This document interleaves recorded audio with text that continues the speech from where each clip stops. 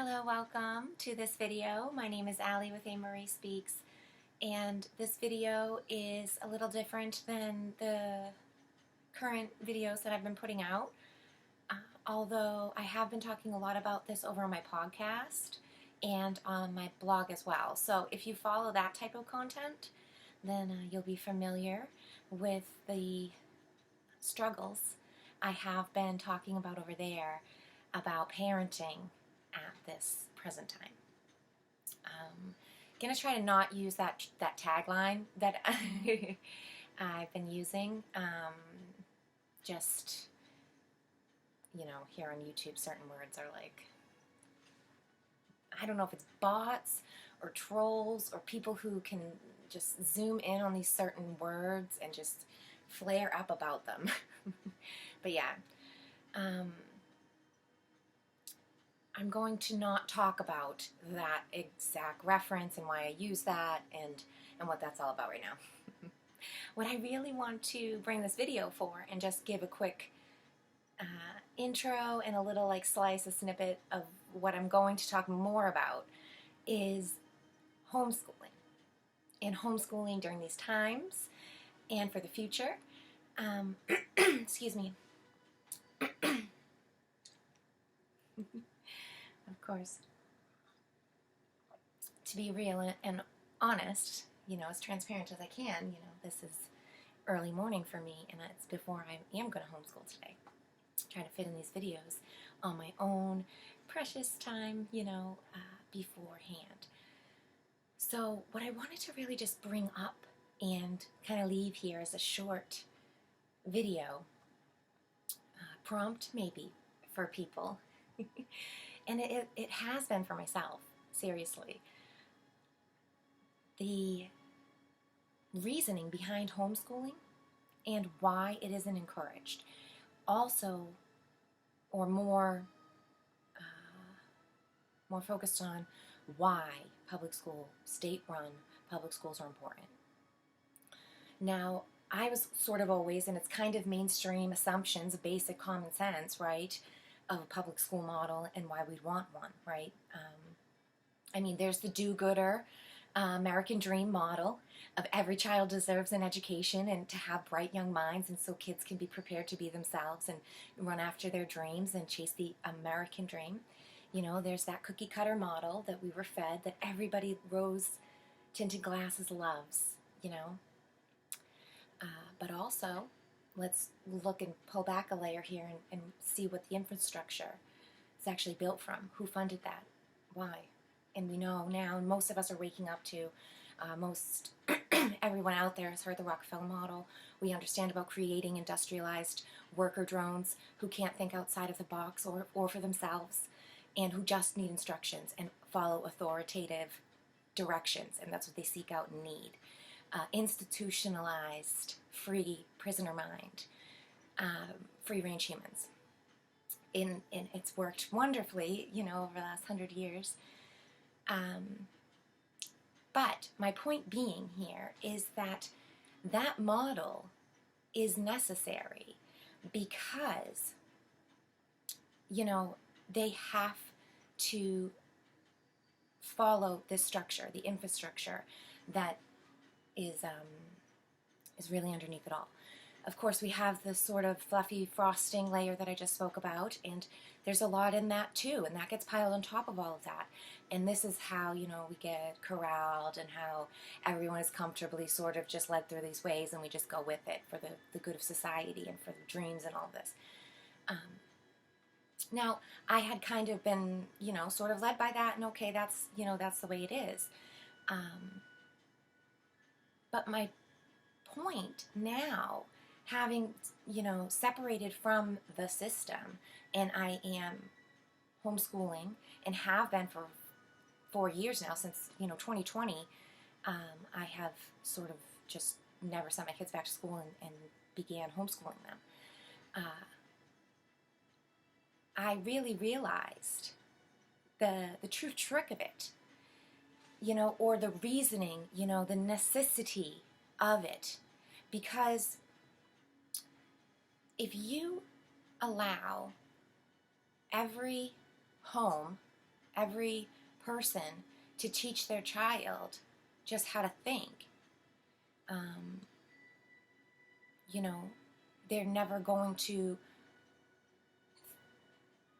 think in the same exact way as another person, right? Everybody kind of thinks in a different way, obviously. But the system, right, the model that they've made out there can only work and does only work if everybody knows the same questions and answers. If all people know the exact same story, if they've only been fed and told the same portions of the same information.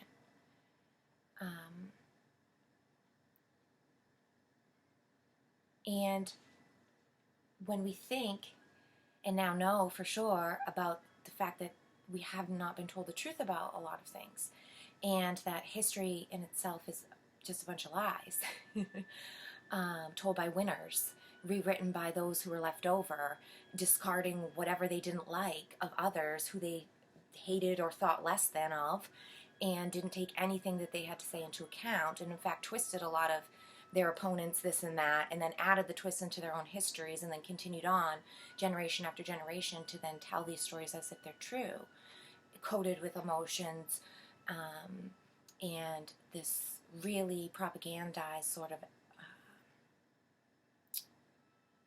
manipulated, tactical way of telling history, telling the way things happened. Also, telling how to do things, right? Telling what information there is to learn. And it almost is as basic, and this is what really, I'm struggling to speak plainly about what I'm talking about, but as my older son moves through high school, and now my younger son is, gone through first, second, third, fourth grade, it's becoming apparent to me the ridiculousness of standardized tests and of the public school model in general. And it's like, if you're not part of their club of information that they are telling from a certain angle about certain facts and withholding others or distorting certain things, or, teaching that even math these days, they've done it to math, and I don't even know how something as plain as day as arithmetic, as mathematics, that's used to be like, across the entire world, every language, no matter where you went, like math was math. All of a sudden, it's changed, And if you don't do their steps and their dance in their way, you get the answer wrong. And it's like, if you're not part of that club where they're trendy little publishers and their specific knowledge that they decide to teach, their curriculum, right? If you don't have access to their club and what they're teaching as their curriculum, you'll fail their tests because you didn't learn their answers to their questions. And if you try to answer them with common sense and logic in these kind of ways that people who are outside of the club actually assess and see the knowledge and the information provided, it's like you get it wrong, or you trigger them. They don't like the questions that you have to ask or present, or the issues that come with actually looking at all of the information points that are offered on a subject in that area. And it's very much about history, but it's in every single subject now. Just like I said, it's gone all the way through to math now. So this has been a really eye-opening thing for me, understanding that it really truly is, at its core, just about control of information, control of the plot, so that they can have this falsely created like appearance of stability, of fact. And in fact, it is not. In fact, it is, you know, hyperbole, pretty much. And then the most hilarious thing to me is they have this sort of markers in that you have to meet, these hurdles that you have to go over in their structure in order to get their little degrees, their papers, to say you've done it. And it's, yeah, I just think that it's really manipulated and it's really distorted. I wanted to bring this out into a video to kind of, you know, I have been talking a bit about homeschooling. I sort of introduced it in my parenting series in these couple of brainstorming sessions because it's a huge part of parenting during these times, obviously. And I'm hoping by talking more about it and by being honest about it in the process of homeschooling and the pros and the cons and everything, that more people will start to understand that you can do that. You can find other ways, because we should, and you should, accept, like I did, responsibility for the well-being of your children. And it really is as cut and dry and as black and white as that. When you can stop and detach yourself from all of the manipulation, all of their claws and entanglements, the emotional, social, whatever they call it, kind of things that they get on your heartstrings about, and they play on your worries about being different or being ostracized from the community or looked at like the black sheep or whatever the case is. Those sort of fears and stuff, let's try to let them go for just a moment, okay? For your child or children, however many you have, right? For them, you're strong enough to do whatever and everything for them, right? So we let go of that for a moment, of society and all the nonsense, and say to yourself, and look at the school they go to, and ask yourself, is sending them to a prison to be indoctrinated by the state really good for them? Am I not abusing and harming and sending my child off to be abused and harmed? And then I'm justifying it by X, Y, and Z reasons. Now, I'm not saying this to be mean or hurtful or to make people look at themselves in a crushing sort of way. I'm saying this to look at yourself honestly and to be honest with yourself, coming from a place of I have done that. I did do that. And it's very difficult. I say it like simply right now, but I'm just saying that as like taking a Band-Aid off. I'm not saying it like it's simple and fun to do. But it comes down to how much do you really want for your child? You know, how much, what, and what kind of life and what kind of world and reality do you want them to build for themselves, to be capable of building for themselves? Do you want them stunted and caged and chained down, retarded by school, by the state system, into a mindless consumer slave, basically, you know, and or not? And at this point, I think you can't excuse it away anymore. I excused it away all before, before 2020. I knew a lot of these things way back.